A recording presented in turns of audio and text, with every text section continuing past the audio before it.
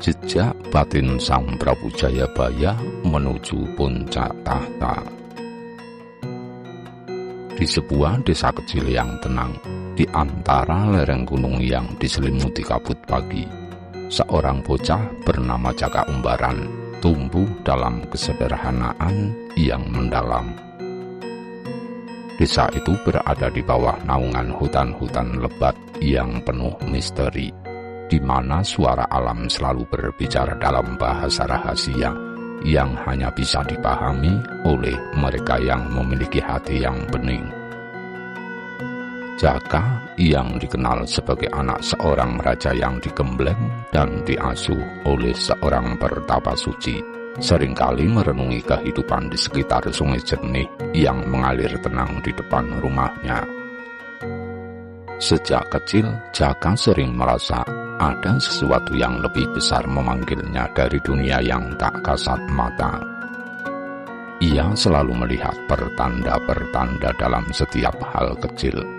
Sayap burung elang yang melintas di langit biru, suara angin yang berbisik di sela-sela pohon, bahkan di kedalaman air sungai yang memantulkan cahaya matahari pagi.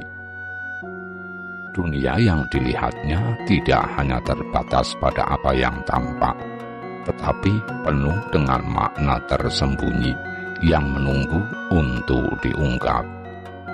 Suatu malam yang tenang di saat bulan purnama menggantung rendah di langit, Jaka terbangun dari tidurnya dengan keringat dingin membasahi keningnya. Dalam mimpinya, ia melihat cahaya yang sangat terang dan suara dari langit yang memanggilnya dengan lembut namun tegas. "Engkau adalah anak yang terpilih, Jaka. Takdirmu bukanlah di desa ini, tetapi jauh melampaui apa yang dapat kau bayangkan. Dunia sedang bergerak menuju zaman baru, dan engkau akan menjadi penjaga kebenaran. Kelak engkau akan memimpin sebagai raja yang bijaksana. Namun sebelum itu, engkau harus menemukan dirimu yang sejati. Mulailah perjalananmu." Pagi itu ketika Jaka merenungkan mimpinya, hatinya terasa penuh oleh kekuatan yang belum pernah ia rasakan sebelumnya. Desa itu terasa lebih kecil dari biasanya, seolah-olah dunia luar memanggilnya untuk menjelajahi setiap sudut yang tersembunyi dari pengetahuannya. Pertapa tua yang telah merawatnya selama bertahun-tahun, Ki Ageng Seraya, merasakan kegelisahan di hati Jaka. Dengan tenang, ia memandang Jaka dan berkata, "Segala sesuatu di dunia ini memiliki waktunya, Jaka.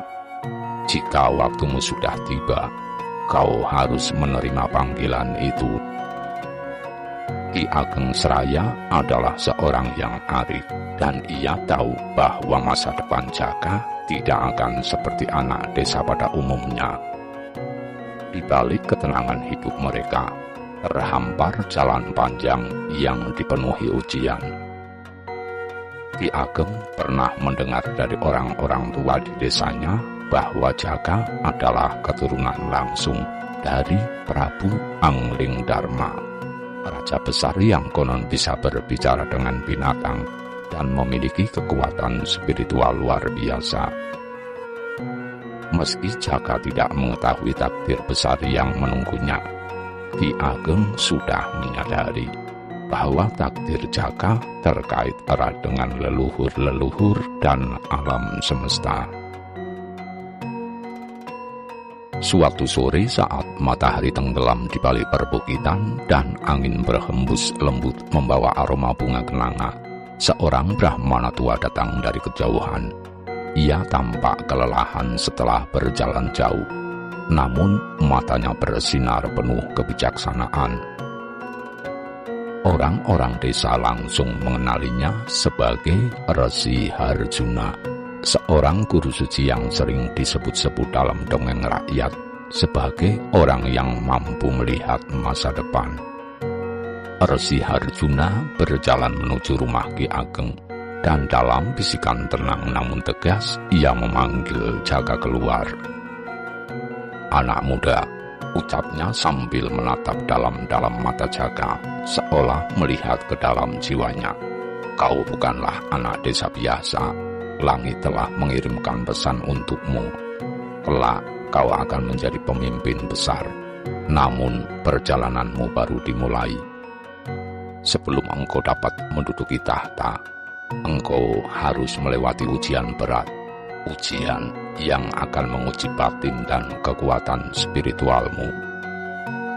Jaka terdiam, hatinya penuh kebingungan, namun juga penasaran.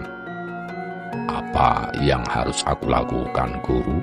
tanyanya dengan lembut. Suaranya bergetar dengan campuran rasa takut dan semangat. Resi Harjuna tersenyum tipis. "Engkau harus meninggalkan desa ini. Pergilah ke Gunung Wilis, bertapalah di sana. Carilah jawaban dari alam semesta. Alam dan leluhur-leluhur akan memberimu petunjuk. Di sanalah kau akan bertemu dengan Bopo Angkoso, leluhur tertinggi yang akan menunjukkan jalan takdirmu. Hanya setelah engkau memahami sangkan paran persatuan manusia dengan Tuhan, kau bisa melanjutkan perjalananmu." Malam itu di bawah cahaya bintang-bintang yang berkelip, Jaka memulai perjalanannya. Ia meninggalkan desanya dengan perasaan campur aduk kesedihan karena meninggalkan satu-satunya rumah yang ia kenal, tetapi juga tekad kuat untuk menemukan takdir yang telah digariskan untuknya. Di setiap langkahnya, Jaka merasa semakin dekat dengan alam. Hembusan angin, suara dedaunan yang berbisik, bahkan gemuruh air terjun di kejauhan, semuanya tampak hidup dan berbicara kepadanya dalam bahasa yang hanya bisa dipengerti oleh jiwa yang bersatu dengan alam semesta. Perjalanan Jaka Umbaran ke Gunung Wilis bukan hanya perjalanan fisik melintasi hutan lebat dan lembah curam. Ia adalah perjalanan menuju kedalaman jiwa, sebuah upaya untuk memahami rahasia-rahasia alam semesta dan takdir yang tersembunyi di balik kehidupan duniawi. Saat langkahnya menyusuri jalan setapak yang sempit, suara angin yang menyentuh dedaunan terdengar seperti nyanyian kuno, seolah-olah alam berbicara dalam bahasa rahasia kepada Jaka. Di sepanjang perjalanan, Jaka seringkali merasa tidak sendirian, seperti ada kekuatan tak kasat mata yang mengawasinya dari balik pohon-pohon tinggi yang menjulang di sekitarnya. Setibanya di kaki Gunung Wilis, malam mulai menyelimuti langit dan bintang-bintang berkedip seperti lentera-lentera kecil di kejauhan. Disinilah Jaka merasa sesuatu yang besar akan segera terjadi. Ia mendirikan sebuah gubuk sederhana di dekat sungai, tempat ia berencana memulai pertapaannya. Malam itu, ia memejamkan mata, duduk bersila di tepi sungai, membiarkan pikirannya tenggelam dalam keheningan. Di tengah meditasi yang dalam, tiba-tiba ia merasakan kehadiran yang tak biasa. Suara gemericik air sungai berubah menjadi sebuah alunan musik lembut. Dan dari dalam kabut yang muncul di atas air, sosok wanita berpakaian putih terlihat berjalan perlahan mendekatinya. Wanita itu adalah Dewi Pertiwi, seorang dewi penjaga alam yang sering muncul dalam mitologi Jawa sebagai pelindung tempat-tempat sakral. Tatapannya lembut namun penuh kekuatan. Jaka membungkuk hormat, menyadari bahwa ia sedang berada di hadapan makhluk suci. Dewi Pertiwi tersenyum dan mengulurkan tangannya ke arah Jaka. "Engkau telah tiba di tempat yang tepat, Jaka." Suaranya tenang, namun penuh dengan kebijaksanaan yang mendalam. Namun untuk memahami takdirmu, kau harus menjalani serangkaian ujian. Gunung ini adalah tempat yang penuh misteri dan kebijaksanaan. Namun, ia juga menyimpan rahasia-rahasia gelap yang hanya bisa diungkap oleh mereka yang memiliki hati murni. Di dalam dirimu tersembunyi kekuatan besar, tetapi kekuatan itu harus kau pahami dan kendalikan. Apakah engkau siap, wahai pemuda terpilih? Jaka mengangguk dengan penuh keyakinan, meski di dalam hatinya terbersit sedikit keraguan. Ia tahu bahwa perjalanan ini bukan sekedar fisik, tetapi ujian batin yang akan mengguncang dasar jiwanya. Dewi Pertiwi kemudian memberikan Jaka sebuah jimat berupa batu mustika kecil yang berkilau lembut. Batu ini akan membimbingmu menuju puncak gunung, tempat segala jawaban berada. Namun, kau akan dihadapkan pada bayang-bayang dari masa lalumu, ketakutan terdalam, dan ilusi-ilusi yang menyesatkan. Jangan pernah berhenti mencari kebenaran di balik setiap hal yang kau lihat. Dengan jimat di tangannya, Jaka melanjutkan pendakiannya menuju puncak Gunung Wilis. Setiap langkah membawa lebih banyak kesunyian dan introspeksi. Di tengah perjalanan, ketika malam semakin larut, Jaka tiba-tiba mendengar suara dentuman keras dari kejauhan. Gunung itu terasa hidup, seolah-olah napas alam sedang bergerak dalam gelombang yang dahsyat. Tak jauh di depannya, sebuah gua terbuka menampakkan pintu masuk yang gelap dan mengundang. Dengan hati-hati, Jaka melangkah masuk ke dalam gua. Di dalam, kegelapan seolah memakan setiap kilo cahaya yang ia bawa. Namun begitu ia melangkah lebih dalam, tiba-tiba dinding-dinding gua mulai memancarkan cahaya lembut. Dan di depannya berdiri sosok tinggi berwajah tegas. Sosok itu adalah seorang bobo langit berpakaian hitam legam, membawa tombak emas yang bercahaya. Matanya menyala seperti bara api, dan dari tubuhnya terpancar aura kekuatan yang menggetarkan. "Aku adalah penjaga gerbang menuju puncak, Jaka," ujar bobo langit itu dengan suara yang menggelegar memenuhi seluruh gua. "Jika engkau ingin melanjutkan perjalananmu, kau harus melewati ujianku. Aku akan menunjukkan ketakutanmu yang terdalam, dan hanya dengan menghadapinya, kau bisa melangkah maju." Tiba-tiba gua itu berubah menjadi hamparan padang yang luas. Di depannya, Jaka melihat pemandangan mengerikan. Desa tempat ia tumbuh terbakar habis. Orang-orang yang ia cintai terjatuh dalam kehancuran, dan ia berdiri tak berdaya di tengah api yang berkobar. Perasaannya diliputi oleh rasa takut, putus asa, dan penyesalan. Namun, Jaka segera mengingat kata-kata Dewi Pertiwi, "Jangan percaya pada ilusi." Jaka menarik napas dalam, memusatkan pikirannya, dan dengan tenang berjalan melalui api yang mengamuk, menyadari bahwa apa yang ia lihat hanyalah ujian bagi batinnya. Begitu ia melewati kobaran api itu tanpa cedera, pemandangan di depannya berubah kembali menjadi gua, dan sosok bobo langit itu tersenyum puas. "Engkau telah berhasil mengalahkan ketakutanmu. Kini lanjutkan perjalananmu," ujar bobo langit itu sebelum menghilang seperti debu yang tertiup angin. Jaka dengan keyakinan baru di dalam dirinya melangkah keluar dari gua dan melanjutkan pendakiannya menuju puncak. Di atas sana, di puncak tertinggi Gunung Wilis, ia tahu bahwa sebuah rahasia besar menantinya. Rahasia tentang masa depannya sebagai seorang raja, dan tentang ramalan yang akan mengubah dunia. Malam mulai menyelimuti puncak Gunung Wilis ketika Jaka Umbaran dengan napas yang berat setelah pendakian panjang akhirnya tiba di puncak tertinggi.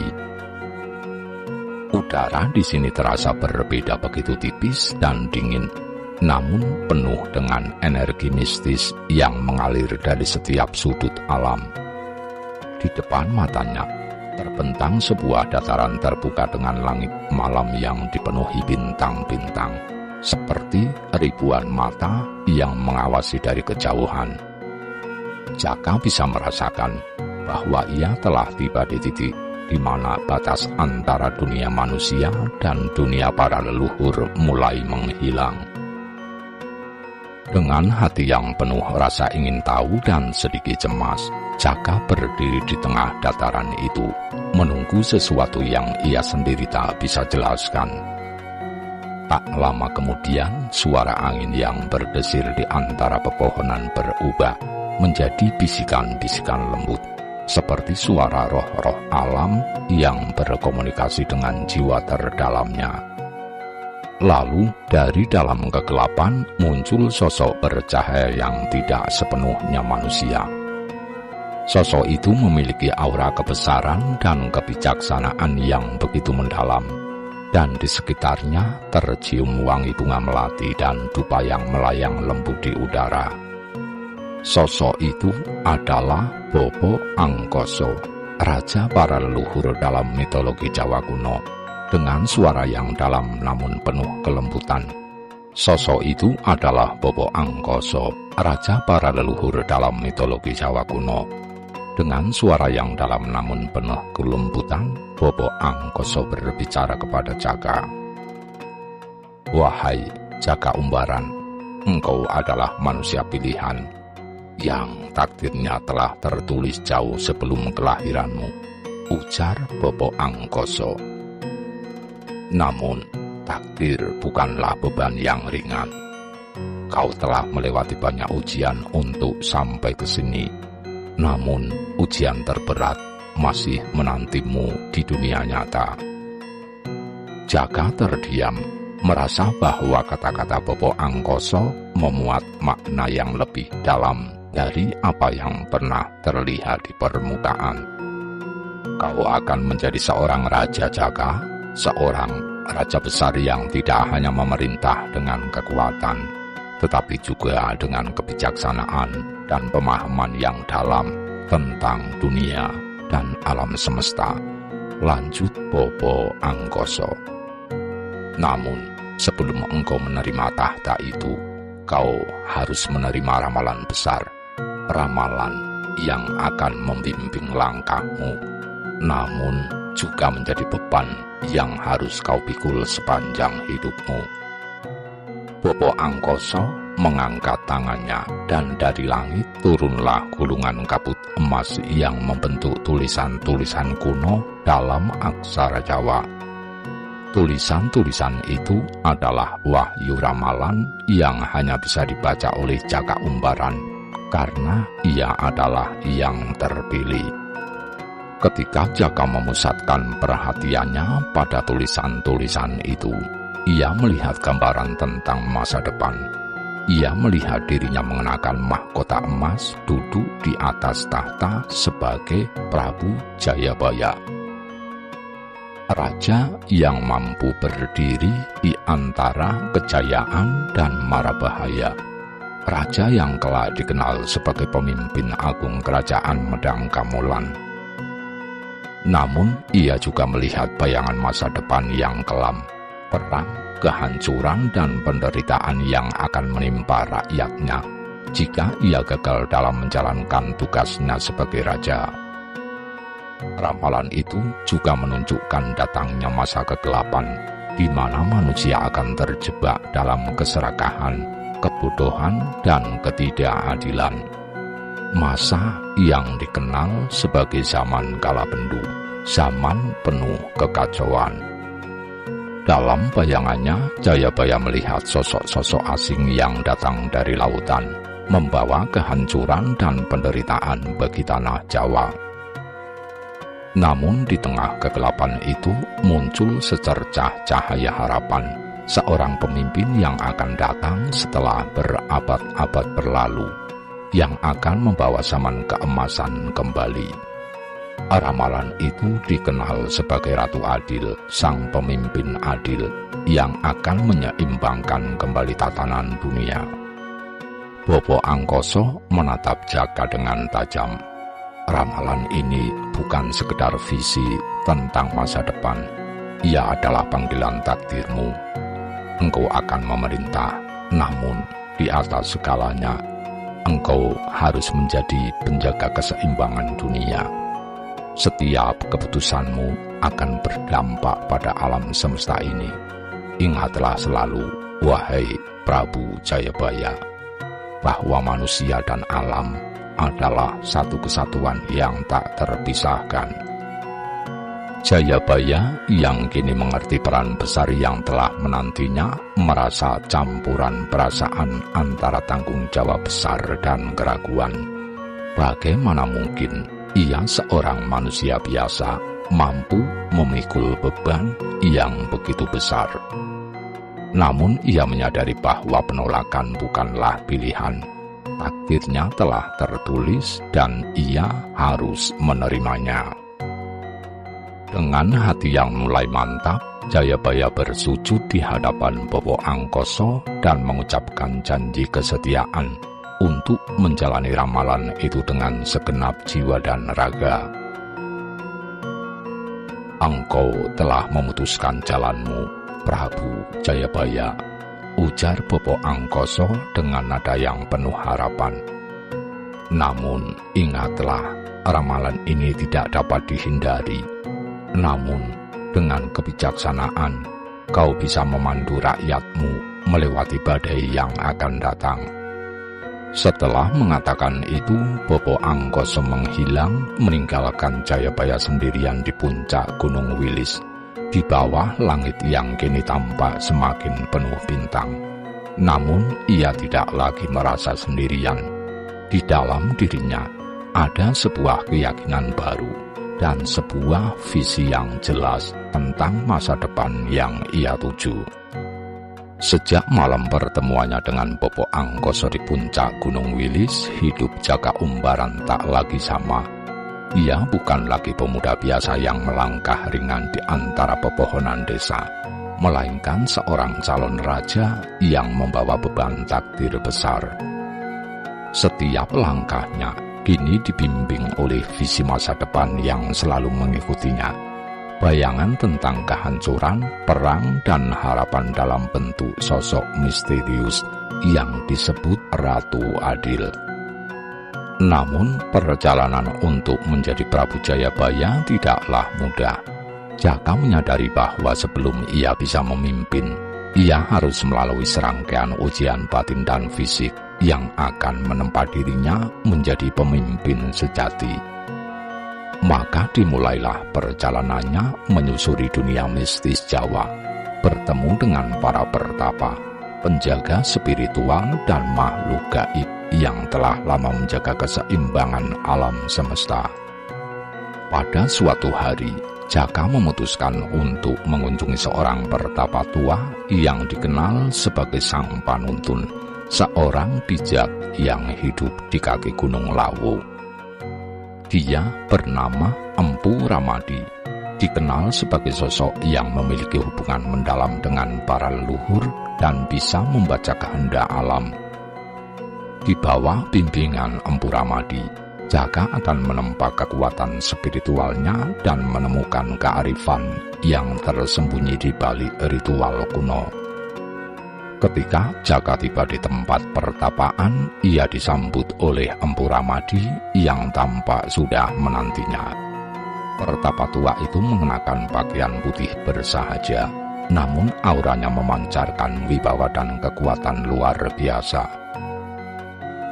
"Aku telah menunggumu, Jaka Umbaran," kata Empu Ramadi dengan suara rendah namun penuh makna.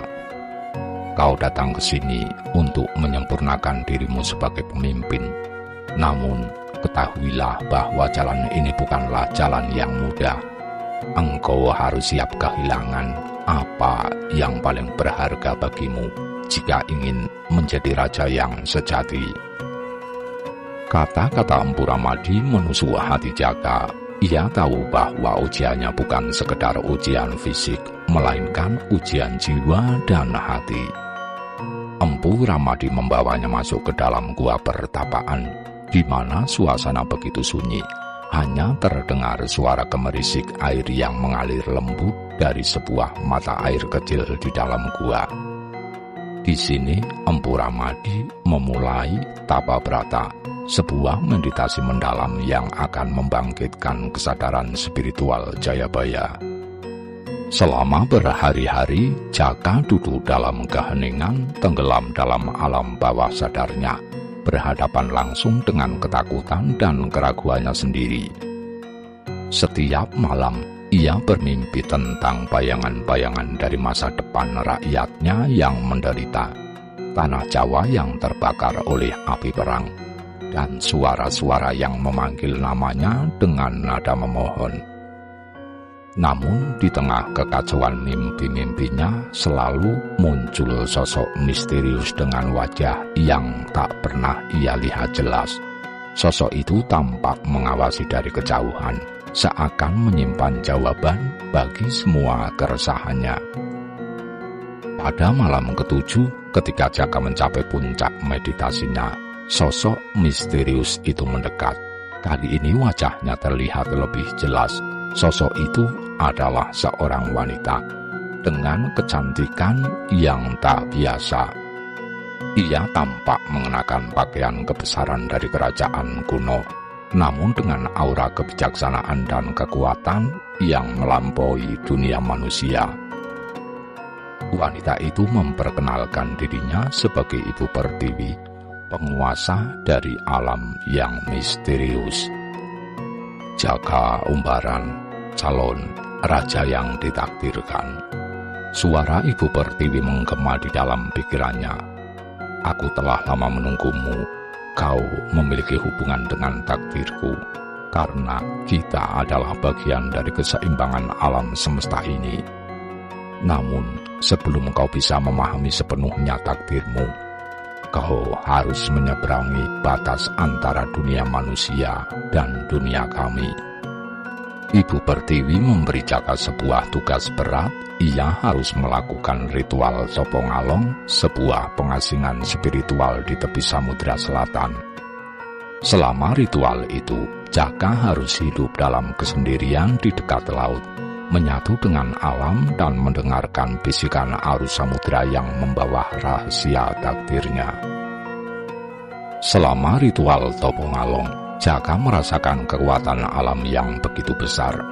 Arus lautan yang terus berbisik di telinganya memberitahu tentang asal-usul para leluhur dan bagaimana keseimbangan dunia terus dijaga oleh kekuatan tak terlihat. Di tengah kesendiriannya, Jaka seringkali merasa terhubung dengan roh-roh alam, bahkan melihat kilasan-kilasan masa lalu dan masa depan yang melintas di depan matanya. Setelah berbulan-bulan melewati ritual berat ini, Jaka Umbaran kembali dengan jiwa yang lebih tenang dan pikiran yang lebih jernih. Ia telah memahami bahwa untuk menjadi Prabu Jayabaya, bukan hanya kekuatan fisik dan kecerdasan yang diperlukan, tetapi juga kedalaman jiwa, koneksi dengan alam, dan kesetiaan terhadap ramalan yang telah ia terima. Ketika ia kembali dari Samudra Selatan, Pertapa Empu Ramadi menyambutnya dengan senyum penuh arti. Kau telah melewati ujian yang tak banyak orang bisa lewati, Jaka, kata Empu Ramadi. Sekarang kau siap untuk memimpin. Kau akan membawa kerajaan ini menuju kejayaan. Namun ingatlah selalu, ramalan yang telah diberikan padamu adalah tanggung jawab yang tidak boleh kau abaikan. Dengan keyakinan baru dalam dirinya, Jaka Umbaran yang kini siap menjadi Prabu Jayabaya kembali ke desanya. Namun kali ini, ia membawa serta pengetahuan dari dunia gaib dan visi tentang masa depan. Ia telah ditempa menjadi seorang pemimpin yang memahami tidak hanya manusia dan tanah tempat mereka tinggal, tetapi juga kekuatan-kekuatan alam semesta yang lebih besar dan lebih misterius. Sebagai langkah pertama, ia memutuskan untuk mengadakan pertemuan besar di alun-alun desa, mengundang semua lapisan masyarakat untuk berbicara tentang visi masa depan. Dengan penuh keyakinan, Jayabaya berdiri di tengah kerumunan yang menanti kata-katanya. Saudaraku sekalian, suara Jayabaya menggema menyebar ke seluruh penjuru. Saya kembali di sini bukan hanya sebagai pemuda yang telah menjalani perjalanan spiritual, tetapi sebagai pemimpin yang bertekad untuk membawa perubahan bagi kita semua. Kita akan bersama-sama menghadapi tantangan yang akan datang dan menjaga keharmonisan tanah ini. Dalam pertemuan itu, Jayabaya mendengar keluhan rakyat tentang kesulitan hidup, ketidakadilan, dan harapan mereka untuk masa depan yang lebih baik. Ia mengumpulkan semua informasi dan perasaan mereka, menyadari bahwa kepemimpinan sejati adalah tentang memahami kebutuhan dan harapan rakyat. Setelah pertemuan, Jayabaya kembali ke tempat pertapaan Empu Ramadi. Ia merasa perlu untuk mendapatkan bimbingan lebih lanjut dari pertapa tua tersebut. Di dalam gua, Empu Ramadi menantinya dengan senyuman. "Jayabaya," katanya lembut, "engkau telah menunjukkan bahwa engkau memiliki kualitas seorang pemimpin. Namun ingatlah, pemimpin yang bijak adalah mereka yang belajar dari sejarah. Ayo kita lihat pelajaran dari leluhur kita." Dengan itu, Empu Ramadi membawa Jayabaya ke sebuah ruangan rahasia di dalam gua, di mana terukir di dinding-dindingnya adalah kisah-kisah dan ajaran para raja sebelumnya. Setiap ukiran menceritakan tentang kemenangan, kekalahan, dan kebijaksanaan yang telah ditinggalkan oleh para pendahulu. Jayabaya terpesona oleh kekayaan pengetahuan yang ada di sana. Setiap raja yang bijak belajar dari masa lalu, kata Empu Ramadi. Lihatlah bagaimana mereka mengatasi krisis, bagaimana mereka memimpin dengan keadilan dan kasih sayang. Kau harus mempelajari ini agar dapat menghindari kesalahan yang sama.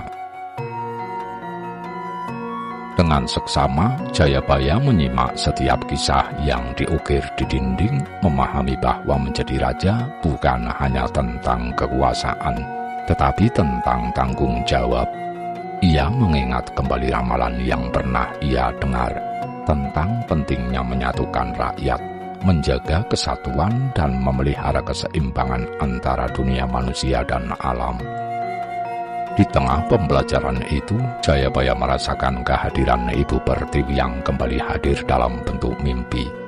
Dalam mimpinya, Ibu Pertiwi mengajarkan tentang seni memimpin yang penuh empati, menjelaskan bahwa kekuatan yang sesungguhnya berasal dari kemampuan untuk memahami dan merasakan penderitaan orang lain. "Prabu Jayabaya," suara Ibu Pertiwi menggema dalam mimpinya. "Pemimpin sejati tidak hanya memimpin dengan otoritas, tetapi juga dengan cinta. Engkau harus menjaga hubungan baik dengan semua elemen alam, dengan rakyatmu, dan dengan dirimu sendiri." Kembali dari pertemuan dengan Ibu Pertiwi, Jayabaya menyadari bahwa untuk menciptakan kerajaan yang kuat, ia harus membangun pondasi yang kokoh berdasarkan cinta dan saling pengertian. Ia mengumpulkan para pembesar, sesepuh desa, dan rakyat kecil untuk menciptakan musyawarah yang seimbang, di mana setiap suara didengar dan dihargai. Setelah mempelajari sejarah para raja dan mengumpulkan kebijaksanaan dari Empu Ramadi, Jayabaya tahu bahwa ia harus melakukan ritual yang mendalam untuk memohon bimbingan dan restu dari para leluhur. Kali Berantas dengan aliran airnya yang kuat dan arus yang menenangkan dipilih sebagai tempat suci untuk ritualnya. Dalam hatinya, ia merasakan bahwa air sungai itu adalah sumber kehidupan dan kekuatan spiritual yang mengalir dalam tanah Jawa. Jayabaya memutuskan untuk menjalani ritual selama 40 hari dan 40 malam, di mana ia akan berpuasa, merenung, dan melakukan persembahan. Ritual ini tidak hanya untuk meminta petunjuk, tetapi juga untuk menyatu dengan alam dan memahami makna kehidupan yang lebih dalam. Ia menyiapkan semua keperluan, termasuk sesaji, bunga, dan bahan-bahan alami untuk persembahan. Hari pertama hingga ketiga, di tepi Kali Berantas, Jayabaya mulai dengan melakukan meditasi. Ia duduk bersila di atas tanah yang lembab, merasakan getaran alam sekelilingnya. Dengan suara gemerisik air, ia menutup mata dan mengarahkan pikirannya pada para leluhur yang menjaga tanahnya. Pada hari ketiga, ia memohon agar diberikan kekuatan untuk mendengarkan suara alam. Hari keempat hingga ke-10, ritual persembahan. Setiap pagi, Jayabaya melakukan persembahan dengan menaruh sesaji di pinggir kali. Ia menggunakan bunga-bunga yang harum, buah-buahan segar, dan nasi tumpeng sebagai lambang syukur. Dalam setiap persembahan, ia mengucapkan doa dan harapan untuk rakyatnya. Air sungai yang mengalir menjadi medium komunikasi antara dirinya dan alam. Pada malam ke-6, ia merasakan kehadiran makhluk halus yang mendampinginya, memberi tanda bahwa ritualnya telah diterima. Hari ke-11 hingga 20, renungan mendalam. Di tengah perjalanan ritualnya, Jayabaya mengalami banyak ujian batin. Di bawah sinar bulan, ia sering mendengar bisikan angin yang membawanya pada ingatan masa kecil, saat ia melihat ibunya menanam padi dengan penuh kasih. Kenangan itu mengingatkannya pada tanggung jawabnya terhadap rakyat dan pentingnya berkelanjutan. Ia mulai menulis puisi yang menggambarkan cinta dan harapan untuk masa depan. Hari 21 hingga 30, pertemuan dengan alam. Pada hari ke-21 saat meditasi di tepi kali, ia terbangun dari lamunan dan melihat sekumpulan burung merpati putih yang terbang melintas. Dalam pandangannya, burung-burung itu membawa pesan kedamaian. Ia kemudian mengubah ritualnya menjadi menyatukan alam dan manusia dengan mengajak rakyat untuk menjaga lingkungan. Dalam setiap doa, ia meminta agar rakyatnya dapat hidup rukun dan saling menghormati. Hari 31 hingga 40, komunikasi dengan para leluhur. Memasuki hari ke-31, Jayabaya mulai merasakan kekuatan gaib yang lebih besar. Dalam mimpinya, ia melihat sosok Ibu Pertiwi yang datang dengan pakaian berwarna hijau, melambangkan kesuburan. Ibu Pertiwi memberikan petunjuk bahwa untuk menjadi pemimpin yang baik, ia harus mendengarkan suara rakyat dan alam. Dalam mimpi itu, Ibu Pertiwi mengingatkan bahwa kekuatan alam tidak boleh diabaikan. Selama 10 hari terakhir, Jayabaya berdoa dengan sungguh-sungguh melaksanakan ritual puja yang mendalam. Ia menyalakan dupa dan membakar kemenyan, menciptakan suasana yang penuh sakral. Di akhir ritual, ia menyanyikan lagu pujian kepada alam dan para leluhur, merayakan ikatan antara manusia dan semesta. Malam ke-40, penyatuan dan transformasi. Pada malam ke-40 saat bulan purnama bersinar cerah, Jayabaya merasa ada perubahan besar dalam dirinya. Ia mengatur sebuah ritual penutup dengan mengundang rakyat untuk berkumpul. Di hadapan mereka, ia berbicara tentang pengalaman spiritualnya dan makna hidup yang baru ia temukan. "Saudara-saudaraku," katanya, suaranya bergetar penuh emosi. "Dari ritual ini, aku belajar bahwa kita adalah bagian dari alam. Setiap hembusan angin, setiap tetes air memiliki makna dan kekuatan. Mari kita jaga bumi kita dan satu sama lain, agar kita semua dapat hidup dalam kedamaian." Rakyat yang hadir merasakan kedalaman kata-kata Jayabaya. Mereka bersatu dalam satu doa, mengangkat tangan mereka ke langit, memohon agar leluhur-leluhur memberkahi tanah mereka. Dengan demikian, ritual selama 40 hari di tepi Kali Brantas bukan hanya menjadi pengalaman spiritual bagi Jayabaya, tetapi juga transformasi kolektif bagi rakyatnya. Ia kembali sebagai pemimpin yang tidak hanya kuat, tetapi juga bijaksana, siap menghadapi tantangan yang akan datang. Dengan semakin dekatnya hari penobatan, Jayabaya merasakan desakan dari para pendahulu dan para leluhur tanah Jawa. Ia harus siap menghadapi tantangan yang akan datang, bukan hanya dari luar, tetapi juga dari dalam diri sendiri. Pada malam sebelum penobatan, Jayabaya berdoa di bawah cahaya rembulan. Ia mengingat semua perjalanan yang telah dilaluinya, semua ajaran yang diterimanya, dan semua harapan yang diletakkan di pundaknya. Di tengah keheningan malam, Jayabaya berbisik kepada diri sendiri, "Aku siap untuk menjalani takdirku. Semoga aku bisa menjadi pemimpin yang bijaksana dan membimbing rakyatku menuju cahaya harapan." Demikian apa yang dapat kami sampaikan, semoga bermanfaat.